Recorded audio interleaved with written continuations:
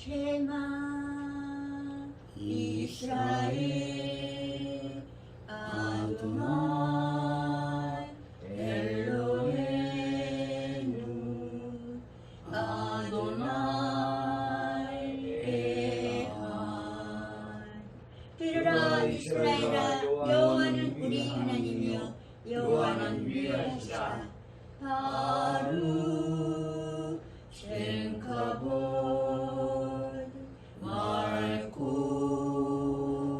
말쿠토 레올람 아멘. 영광의 이름을 송축하라. 그의 왕조는 영원하다. 아멘. 하나님께 영광의 박수 드립니다. 복음의 권능 땅끝까지. 우리는 총 27강의 바울신학을 통해서 기독교가 로마까지 복음을 전하게 된 것, 크리스찬의 놀라운 증가에 대한 것, 사도행전의 주된 인물이라고 할 수 있는 바울의 생애와 선교에 대해서 살펴보았습니다. 120명에게 주어진 과업, 사도행전 1장 15절은 세상 모든 사람에게 가서 예수 그리스도를 전하라는 것, 마가복음 16장 15절과 반드시 그렇게 된다는 말씀, 사도행전 1장 8절에 의해 그토록 많은 박해가 가해졌음에도 불구하고 기독교는 로마에까지 복음을 전파하는 데 성공을 하였습니다.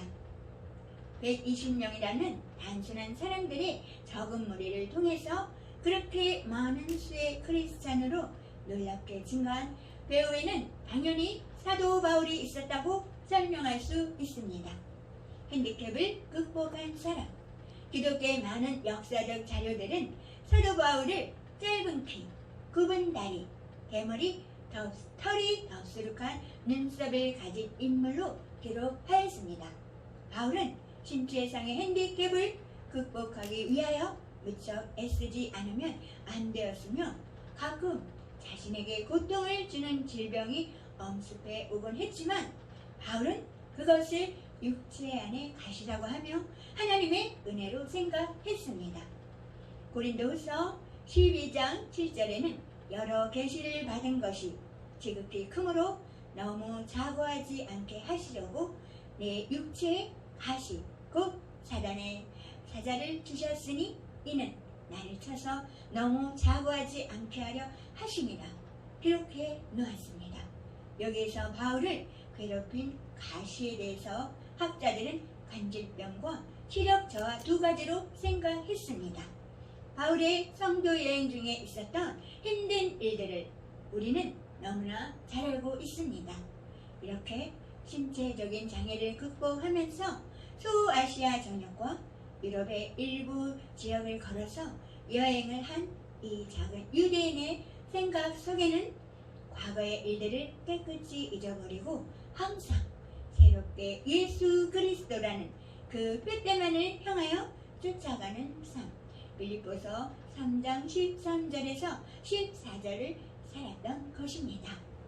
바울은 히브리인 중에 히브리인으로 상당히 과격한 성격의 소유자였으며 예수 그리스도의 사역을 통해서 단 한 사람을 얻고자 여러 모양으로 변하는 상임성이 좋은 인격적인 성숙한 사람이 되었습니다.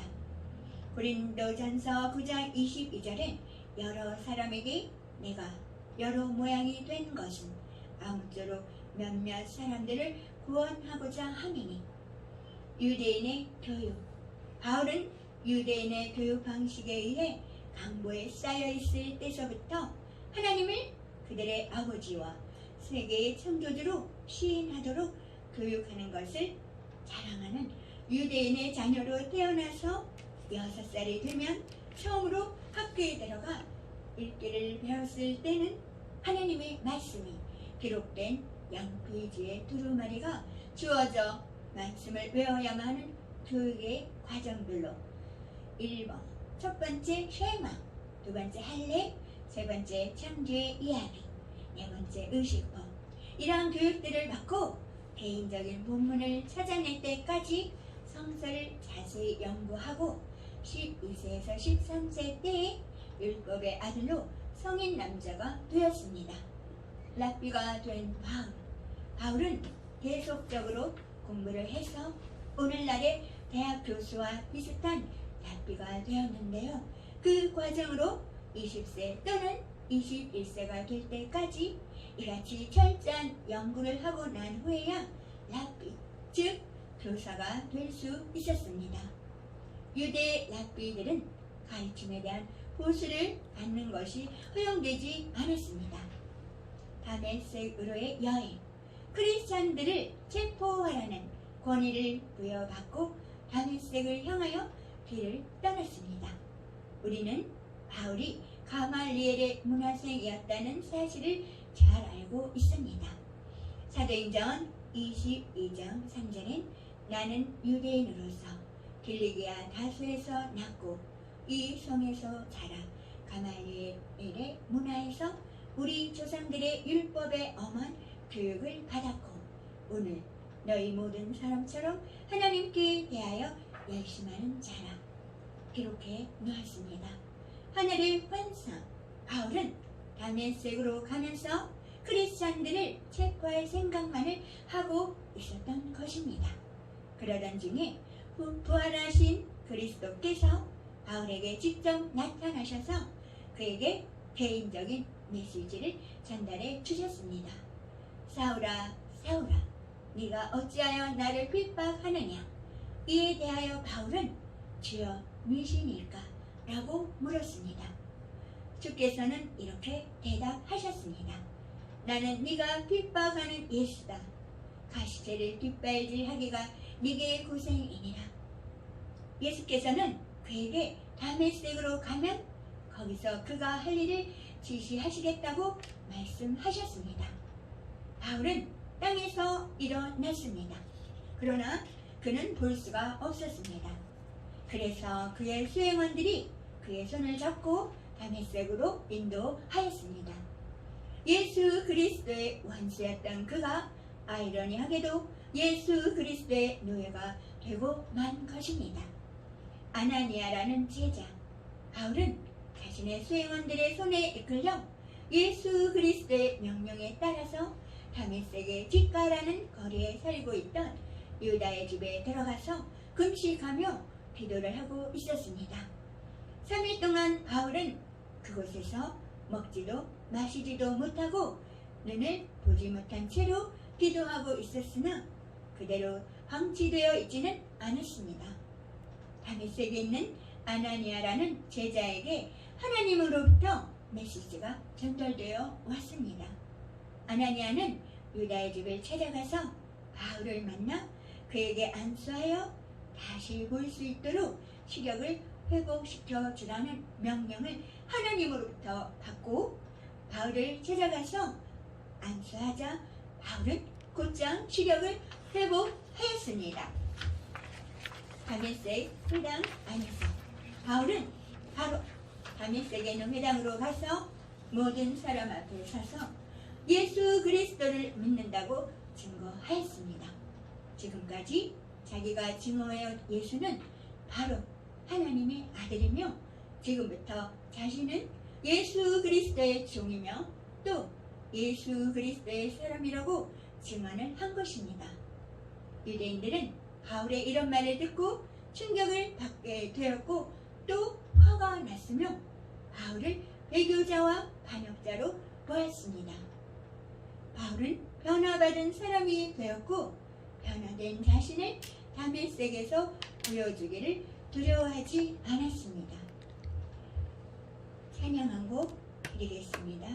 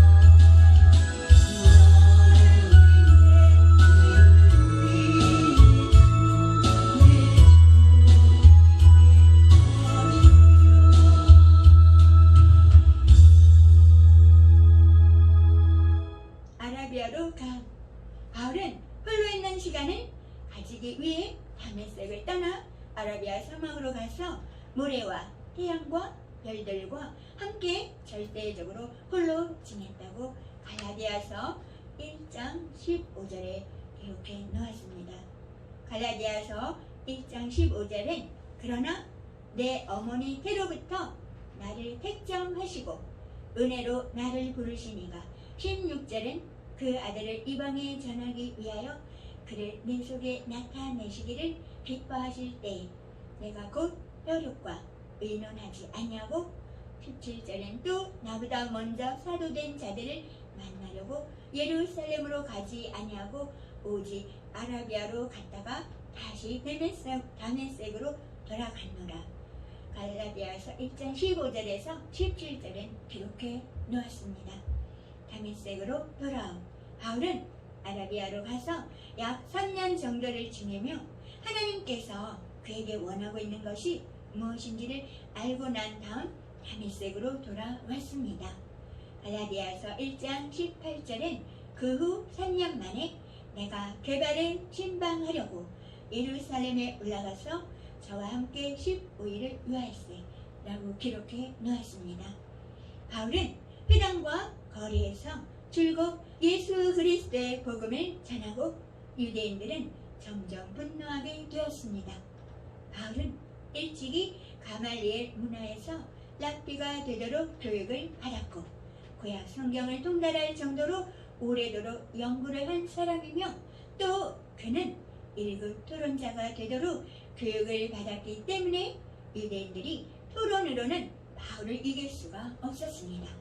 그래서 유대인들은 바울을 완력으로 이길 것을 결심하고 바울이 다메섹 성문 밖으로 나오면 암살하기 위하여 밤낮으로 성문에 매복하고 있었으며 바울은 몰래 도피하지 않으면 안 되었기에 크리스찬들이 밤중에 바울을 데리고 가서 그를 광주에 태워서 성 밖으로 달아내렸습니다.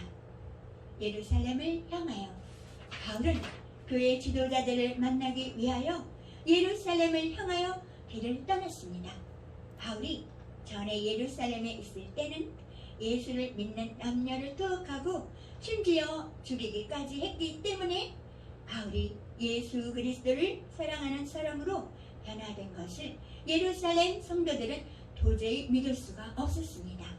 그러나 은혜롭고 넓은 마음을 가진 바나바가 바울의 손을 잡고 크리스찬 회중에게로 인도하였습니다.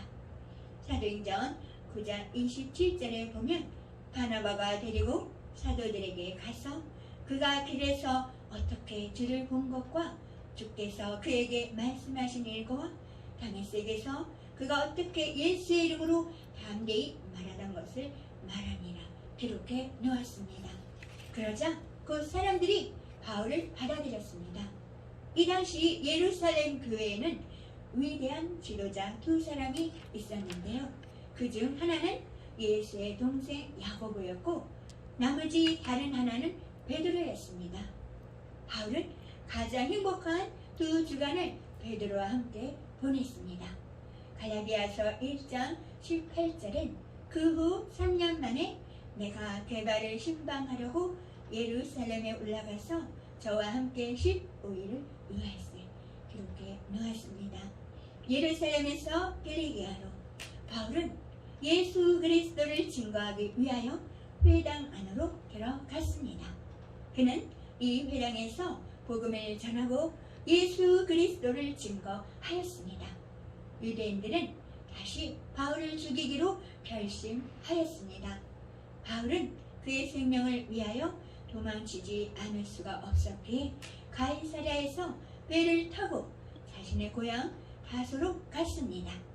그는 그리스도의 제자가 된 지 3년밖에 안 되었을 때 유대인들이 보낸 자객에 의하여 2번이나 암살당할 뻔 하였지만 2번 다 간신히 죽음을 면할 수 있었고 9년 동안 역사로부터 사라지게 되고 그동안 고향에서 깊이 생각하며 연구하고 하나님께서 자기를 다시 세우실 때까지 자신의 자리에서 최선을 다하며 주님의 부르심을 기다리고 있었습니다. 안디옥으로 가라. 바울이 빌리게아에서 역사로부터 사라졌지만 일련의 사건들은 여전히 일어나고 있었습니다.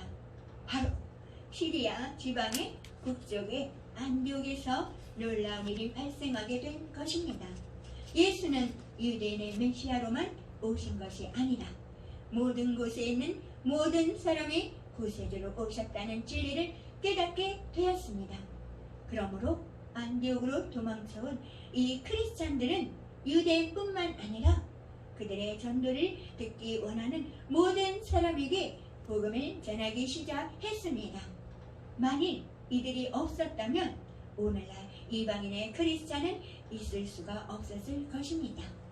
맨 처음에 크리스찬이란 별명을 만들어낸 사람들은 안디옥 시민들로서 크리스찬들을 경멸하는 뜻으로 이 이름을 사용했지만 경멸하는 어조로 사용되던 이 크리스찬 예수쟁이란 이름이 세계에서 가장 유명한 이름이 되고 만 것입니다. 새로운 지도자, 새롭게 세워진 안디옥 교회의 본부는 아직 예루살렘에 있었습니다. 안디옥에서 이방인들에게 복음이 전해지고 있다는 소식이 예루살렘 교회에 전해졌을 때 교회의 지도자들은 그 일을 조사하기 위하여 바나바를 안디옥 교회 사절로 안디옥에 파송하기로 결정하였습니다. 안디옥 교회에 사절로 간 바나바는 처음으로 이방인의 교회로 세워지는 안디옥 교회의 새로운 사역은 제대로 된 지도자를 필요로 한다는 것을 알았기에 아주 특별한 자격을 갖추고 있는 지도자가 필요함을 알고 자신의 머리에 떠오르는 이런 자격을 갖춘 지도자인 바울을 찾기 위하여 다소로 갔습니다. 바나바가 바울을 만나 안디옥 교회 사정과 이방인 사이에서 복음을 전하는 일을 부탁하고 바울은 제안을 흔쾌히 받아들이게 되면서 함께 안디옥 교회에서 1년 동안 전도하여 크게 성공을 하였습니다.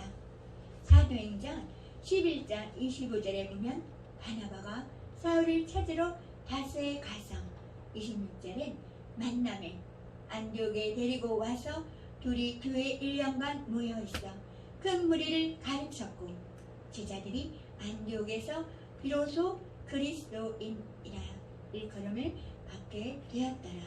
성경에 기록해 놓았습니다. 찬양 한 곡 하겠습니다.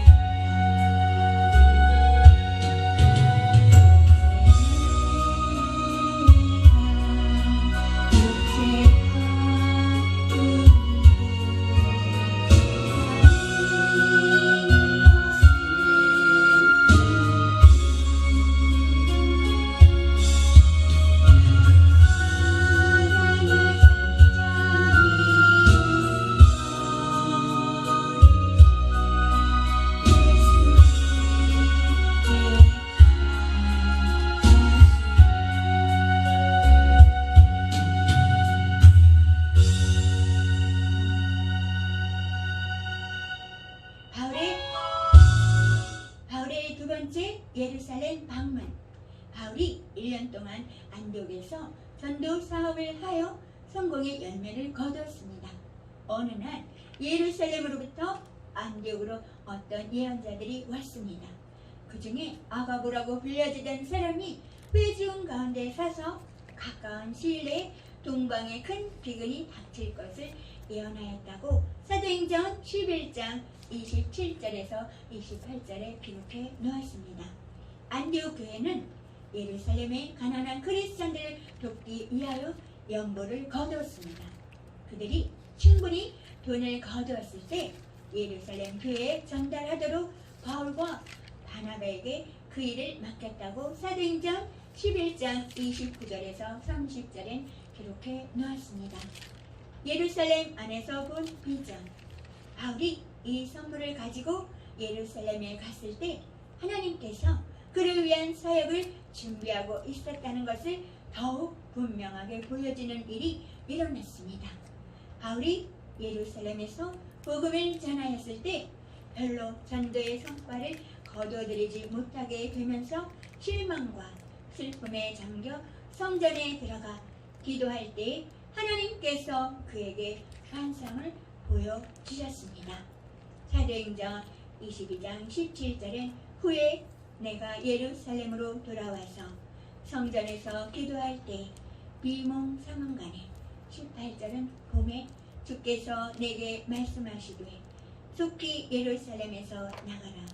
저희는 네가 내게 대하여 증거하는 말을 듣지 아니하리라 하시거늘 19절엔 내가 말하기를 주여 내가 주 믿는 사람들을 가두고 또 각 회당에서 때리고 20절은 또 주의 승인 스데반의 피를 흘릴 적에 내가 곁에 서서 찬성하고 그 죽이는 사람들의 옷을 지킨 줄 저희도 아나이다.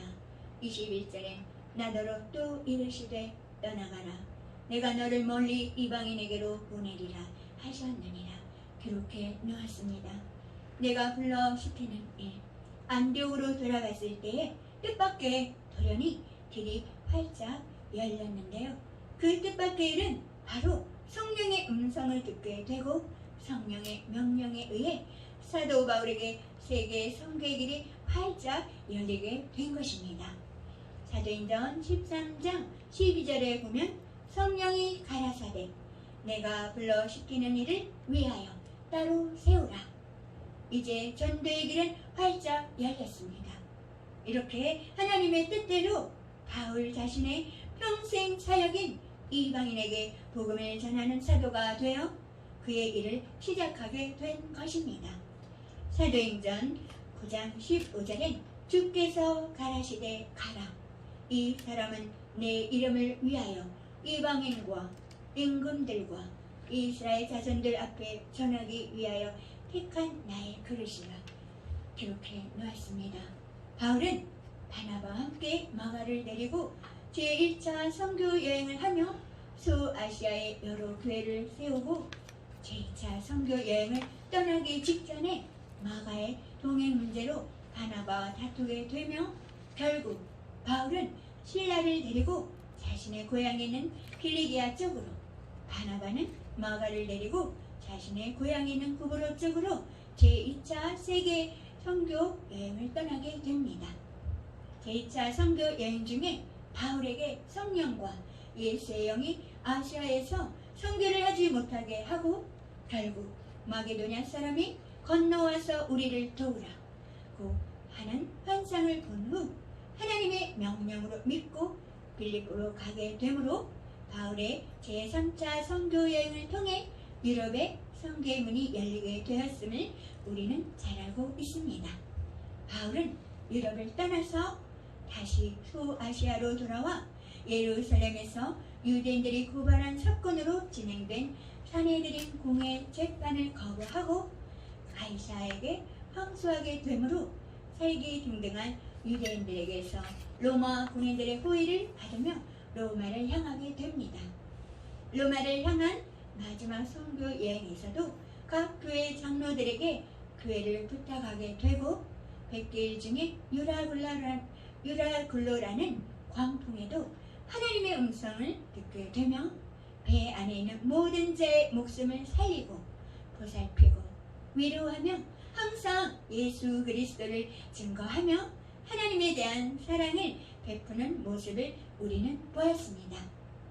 최종적으로 바울은 로마에 도착하여 교인의 신분인데도 불구하고 2년간 셋집에서 많은 사람을 초청하여 자유로이 예수 그리스도의 복음을 전하였습니다. 바울이 현재 이 땅에는 존재하지 않지만 바울의 사상과 신학은 여전히 남아서 오늘날 수많은 사람에게 큰 영향을 미치고 있기에 사도행전은 끝이 난 것이 아니라 현재 우리들의 사역으로 인하여 계속적으로 진행되고 있다는 사실을 명심해야 할 것입니다. 결론을 맺겠습니다. 3학기에 걸쳐 바울의 신학과 사상에 대해 함께 연구하면서 다시 한번 도전을 받게 되고 새로운 결단을 하게 되며 어떻게 응전을 할 것인가 라는 고민도 함께 해보아야 할 과제인 것 같습니다. 항상 새로운 과제와 연구와 도전과 응전으로 이 마지막 시대에 위대한 지도자가 되길 바라며 바울이 자신의 죽음을 6개월 앞두고 보낸 마지막 서신을 소개하면서 바울 신학을 마무리하고자 합니다. 디모데후서 4장 6절엔 관제, 구약에서 제물을 드리는 제사와 같이 벌써 내가 부음이 되고 나의 따나의 계약이 가까웠도다.